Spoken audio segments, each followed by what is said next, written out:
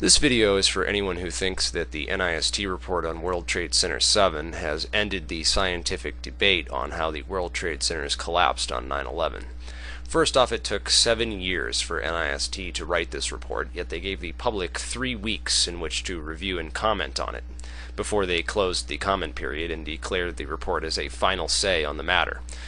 Although the report took NIST 7 years and over 200,000 man-hours of labor to produce the 10,000-plus page report, they somehow felt that 3 weeks was a reasonable time period for a public scientific review of the document. Well, I've just now finished reading the report, and here's a few of the things I found. The floor 12 fire simulations on page 383 show raging infernos across the entire north side of the building. Yet we have earlier reports and investigations that contradict these upper layer air temperatures depicted in NIST's simulation. L26 of NIST's interim report on World Trade Center 7 states that around 4:45 p.m. a photograph showed fires on floors 7, 8, 9, and 11 near the middle of the north face. Floor 12 was burned out by this time. So we have NIST stating on one hand that floor 12 was burned itself out at 4:45 p.m. And then on page 237 of NC Star 1-9, NIST contradicts itself with figure 5-152, where they claim that this unknown source photograph was taken at 5 o'clock p.m. and shows 2 fires in the windows that comprise the northwest corner of floor 12. NIST states that they used shadow analysis to determine the time of this photograph and that it was taken with an estimated margin of error of 10 minutes. 10 minutes using shadow analysis, but they never show this shadow analysis or the error analysis thereof. Not very scientific at all, sorry. The next blatantly anti-scientific and factually unsupported part of the NIST report is the combustible fuel loading on floors 11, 12, and 13. Here we have some very suspicious behavior on the part of NIST. This is on pages 55, 56, and 57 of NC Star 1-9. These pages go over the floor plans and how much burnable material was on each floor. On page 56 in the original public release document, NIST states in paragraph 4, sentence 3, that the combustible fuel loading for floor 13 was described as high by interviewed American Express managers. However, American Express only occupied the southwest corner of floor 13 and were not qualified to comment on the condition of the Securities and Exchange Commission offices on floor 13. Shortly after these comments were submitted to NIST, it changed around a few parts of its report, and the part on page 56 that once said American Express managers now says Securities and Exchange Commission managers. Was that a simple mistake, or was NIST trying to lie and cover something up? Well, if you look at the floor plans on page 56 and 57 of NC Star 1-9, you will see that the Securities and Exchange Commission only had meeting rooms on floor 13. Meeting rooms are like courtrooms, which are sparsely furnished and thus have a low combustible fuel load. So it appears that NIST tried to use the descriptions given by American Express managers for their offices in the southwest corner of the 13th floor in order to lie and say that these sparsely furnished meeting rooms had a high combustible fuel load. When we called them on this, of course they figured it would be easier just to lie again and change American Express to Securities and Exchange Commission. We're going to have to file a Freedom of Information Act to get these interviews with whatever managers NIST is actually talking about.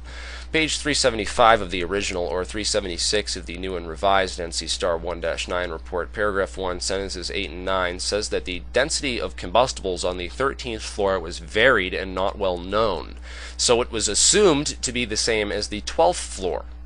What it looks like here is a deliberate effort on behalf of NIST to lie about the fires actually occurring inside of World Trade Center 7. I have already shown that the fires on floor 12 were grossly overestimated by NIST, which then repeated this error on floors 11 and 13, meaning that the error was multiplied threefold. Scientifically, this alone disables their entire argument, not to mention the other evidence I am about to bring up. This casts serious doubt upon the veracity and honesty of NIST's lead engineers John Gross and Shyam Sunder for why they have apparently avoided all normal fire investigation protocols and procedures, and why they would bother to perform a completely pathetic analysis for thermite and explosives. First, NIST assumes that RDX is the only possible explosive that could have been used to demolish World Trade Center 7. They chose RDX because it has a high concussion, which can be heard over a mile away. And then they used this property of RDX to rule out the use of explosives altogether. Secondly, NIST rules out thermite demolition because they claim that thermite can only be used to cut horizontal columns. However, NIST has experts in nanoenergetic compounds, or nanothermites, which have a rapid reaction rate and can be used to weaken or cut vertical columns as well. NIST's failure to investigate other types of explosives and exotic accelerants is in direct violation of the National Fire Protection Association Manual for Fire Investigations, specifically in NFPA 921 Section 18.3.2 on high-order damage, which was clearly met by World Trade Center 7's collapse, as well as NFPA 921 Section 19.2.4 on exotic accelerants. NIST has completely ignored all the evidence for thermite and dismissed the pools of molten iron flowing underneath all three World Trade Center buildings, which was reported by the FDNY, Governor Pataki on CNN, iron workers and cleanup workers, as well as NASA's flyover thermal imaging. Furthermore, Appendix C of the FEMA report shows several diagrams which indicate highly unusual formation of a liquid eutectic, intergranular melting, and erosion of the World Trade Center steel from the collapse. The Section C3 summary report for Sample 1 states that the steel was heated to around 1,000 degrees Celsius, or 1,800 Fahrenheit. It also states that steel liquefied at these temperatures due to the formation of the eutectic, which dramatically lowers the melting point of steel. Whoever told you that the sulfur in the steel came from drywall lied to you.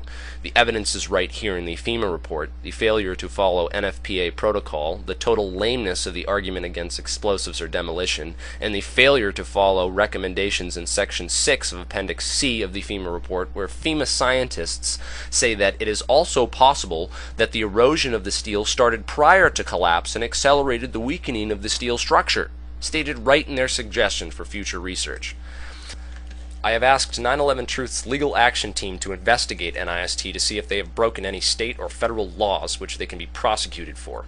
I would ask that all NIST engineers, architects, and scientists whose names have been included in this report to consider and review these comments and evidence and reconsider their approvals of the report before the entire team is put under investigation. This is not a joke anymore. It's been 7 years since 9/11 and we still don't have answers. The lies stop now. All your debunking arguments and name-calling end here.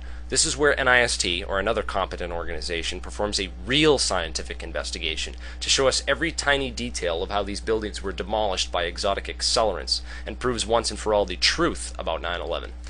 NIST was already forced to admit to near free-fall acceleration, seeing as any high school physics student can download the free Physics Toolkit software from physicstoolkit.com and analyze the speed at which all three World Trade Center buildings come down. Another inconveniently unique characteristic of the three largest structural engineering failures in history, which any real scientist will find extremely difficult to explain without controlled demolition. We also have multiple reports of foreknowledge of collapse.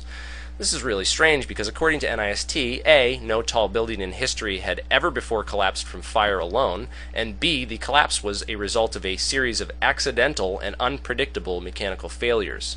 So logically, this collapse should not and could not have been predicted. However, we have several direct media sources who not only predicted the collapse, but announced it before it even happened.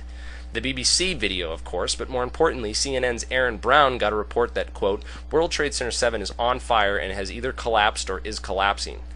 Here's an interesting timeline of events based on CNN.